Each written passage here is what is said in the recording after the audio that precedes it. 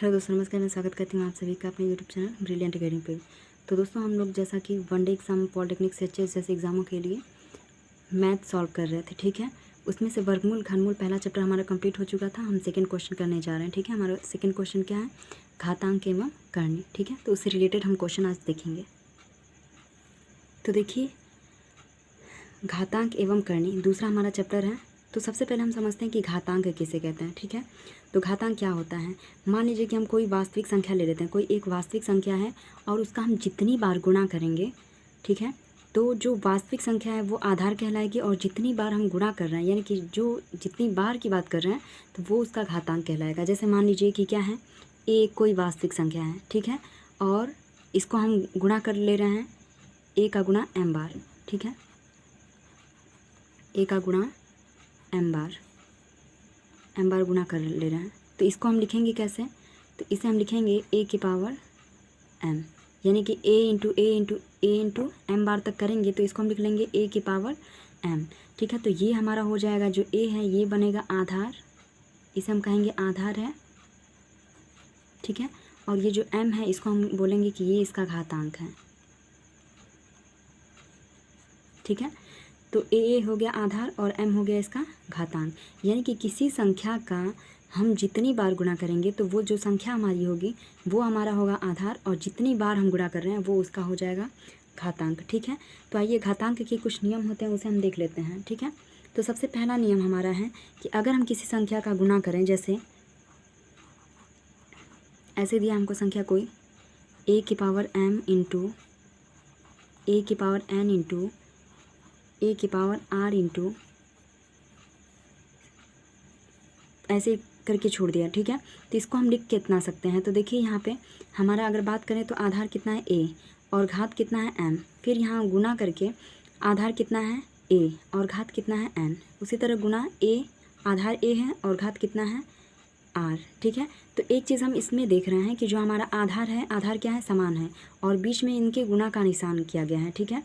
लेकिन जो घातांक है वो क्या है, अलग अलग है। तो इसी की हम बात करें तो इसको हम लिख कैसे सकते हैं? इसको हम लिखेंगे, आधार सब में समान है तो आधार को हम एक बार कर लेते हैं, ठीक है।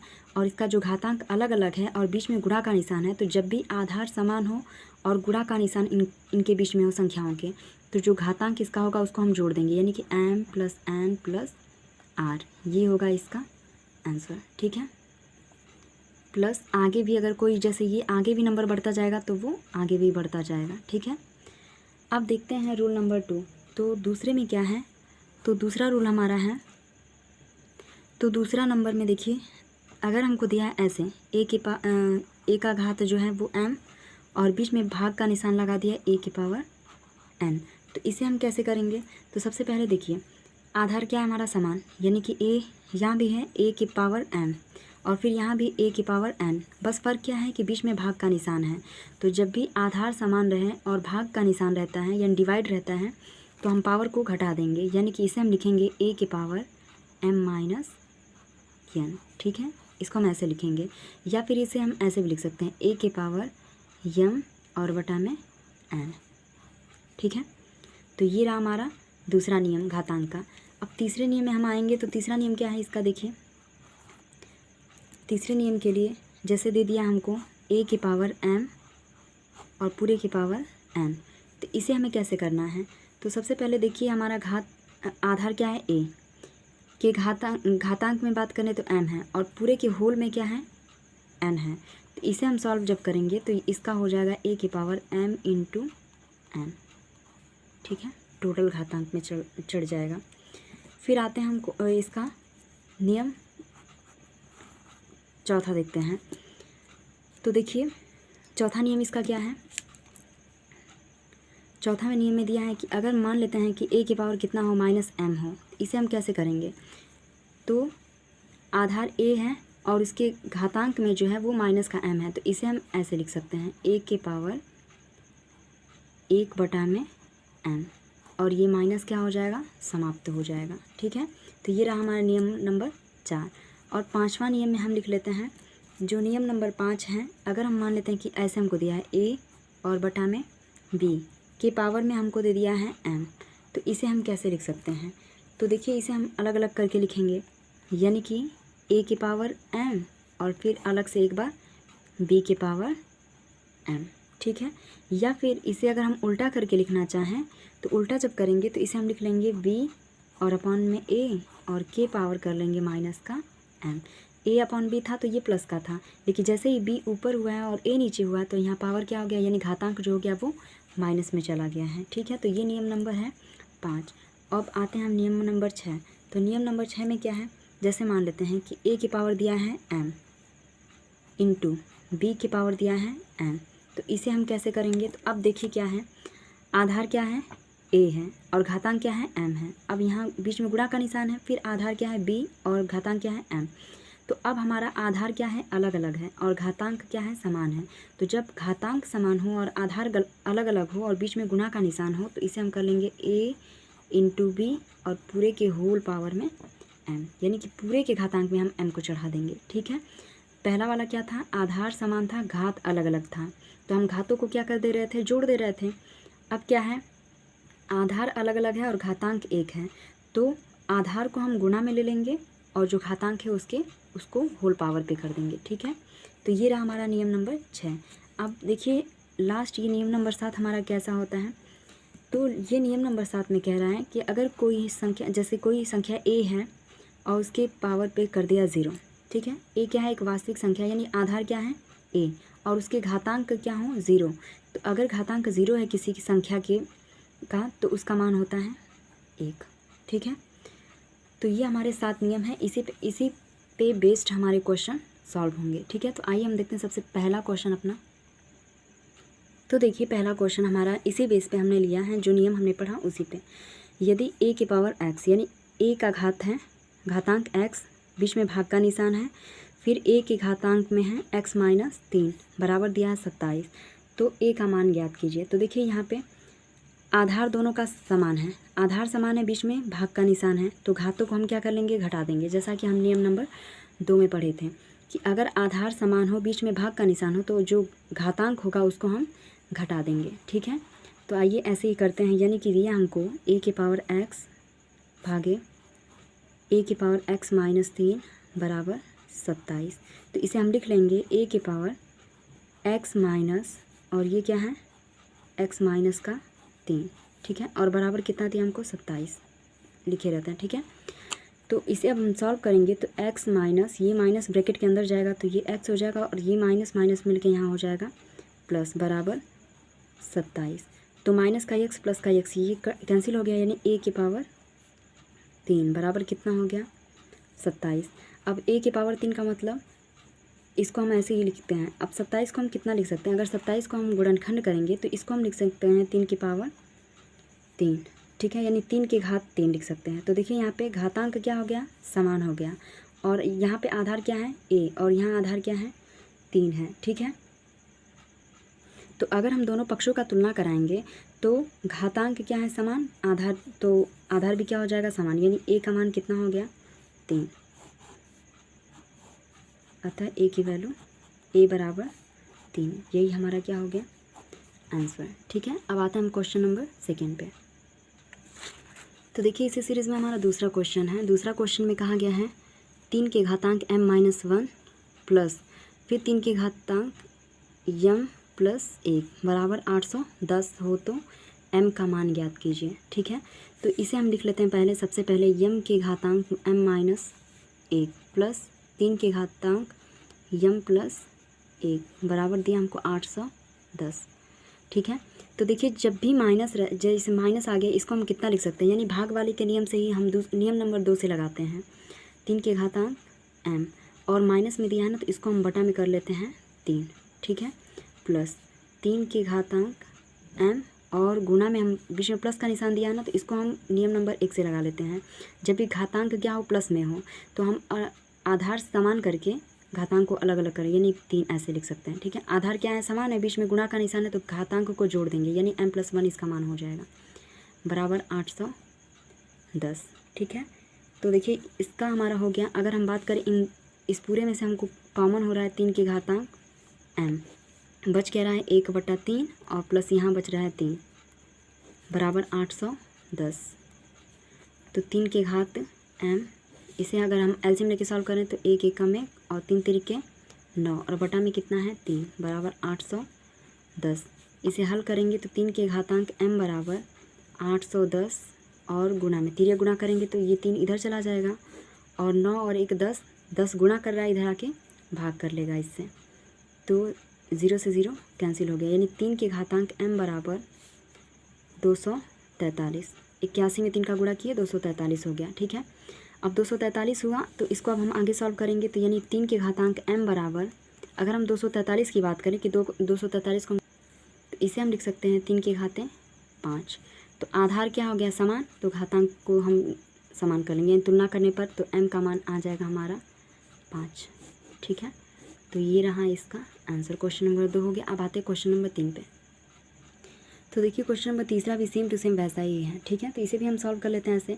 तो देखिए x माइनस 1 है, तो इसे हम क्या करेंगे, नियम नंबर 2 से लगाएंगे, 2 के घाते x लिखेंगे और बटा में ये जो माइनस का है ना इसको हम भाग के रूप में यानी बटा में कर लेंगे, और प्लस 2 के घातांक x, और ये प्लस में है ना तो गुणा करके यहाँ पे हम 2 को एक बार और कर लेंगे। देखिए आधार समान है तो घातों को हम जोड़ देंगे, यहाँ घात में कुछ नहीं है तो 1 हम ले लेंगे, तो x + 1 हो जाएगा बराबर 320 हमको दिया है। तो देखिए 2 के पावर x, 2 के पावर x, 2 के पावर x कॉमन कर लेंगे तो बचेगा यहाँ पे क्या 1 बटा में 2, और यहाँ से कॉमन कर लिए तो सिर्फ बचा हमारे पास 2, बटा में कुछ नहीं तो 1 कर लेते हैं बराबर 320, यानी कि 2 के घातांक x बराबर, अगर हम इसे सॉल्व करें तो 2 1 और 2 2 जा 4 बराबर 320। तो 2 के घातांक x बराबर इंटू 4 1 5 5 बटा के 2 बराबर कितना दिया हमको 320।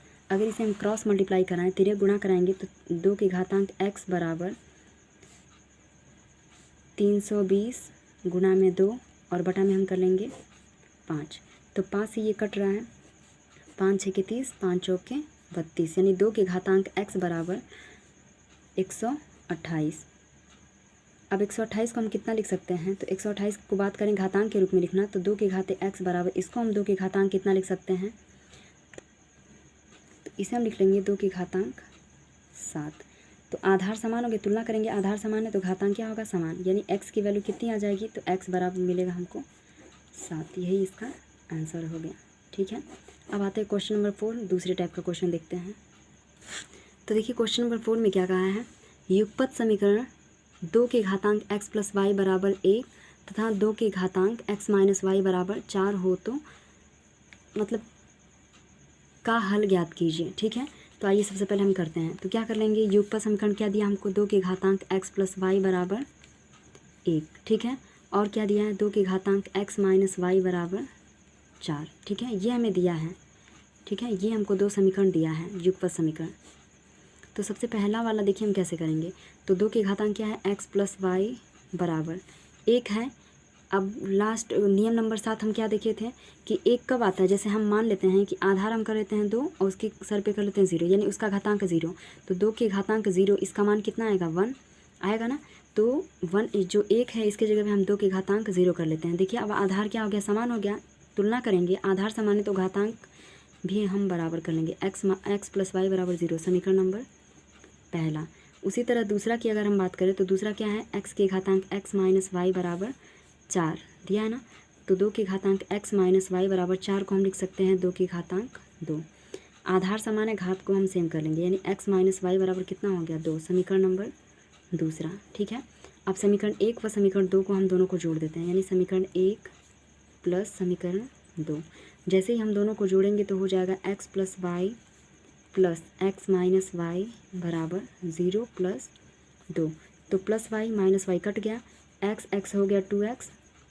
ठीक है, x हमारा कितना हो गया 2x बराबर 2, तो x बराबर कितना हो जाएगा 2 बटा में 2, यानी कैंसिल होकर कितना आएगा, x का मान आएगा 1।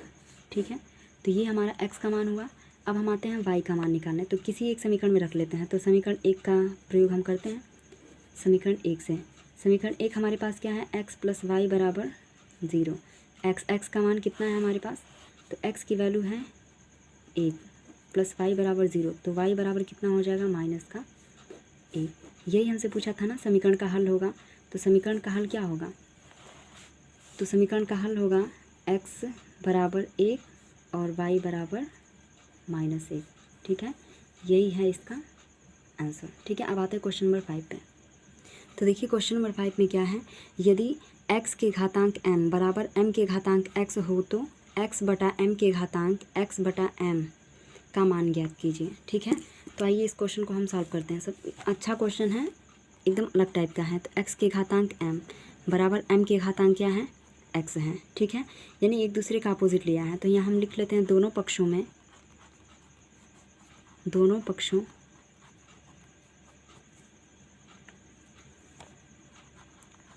की घात 1 बटा m लेने पर, 1 बटा m लेने पर। ठीक है, तो देखिए x की घातें कितना है m, और इसका घात हम कितना लेना चाहते हैं, 1 बटा m। तो पूरे की घात में हम कर लेते हैं 1 बटा m बराबर m के घात में कितना हमारा x, और पूरे की घात में हम कर लेते हैं 1 बटा m। तो इसे हम सॉल्व करेंगे तो x की घातें कितना हो जाएगा, m बटा में m बराबर m, x की घातें x, m की घात x बटा में m। तो m से m कैंसिल हो गया, यानी x का मान कितना आ गया, m की पावर x बटा में m। ठीक है, ये हमें पता चल गया। तो इसे हम रख लेते हैं इक्वेशन नंबर फर्स्ट करके। ठीक है, और हमें ज्ञात क्या करना है, हमें ज्ञात करना है x बटा m के घातांक x बटा m का मान। ठीक है, तो जो x का मान है उसकी जगह पे हम ये रख लेते हैं। तो आइए हम लिख लेते हैं यहाँ पे समीकरण 1 से इसी की वैल्यू हमें फाइंड करनी है। तो हम लिख लेते हैं समीकरण 1 से। तो समीकरण 1 से बात करें तो हम क्या रखेंगे, यानी x की जगह पे हम कर लेंगे m के घातांक x बटा m। ठीक है, इस x की जगह पे, और बटा में क्या है m, और पूरे की पावर में कितना दिया है x बटा के m। ठीक है,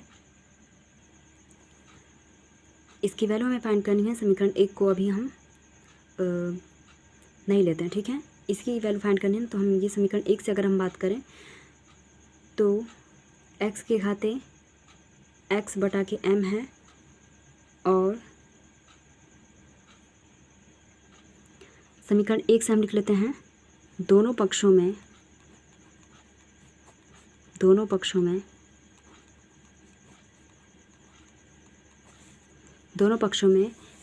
m बटा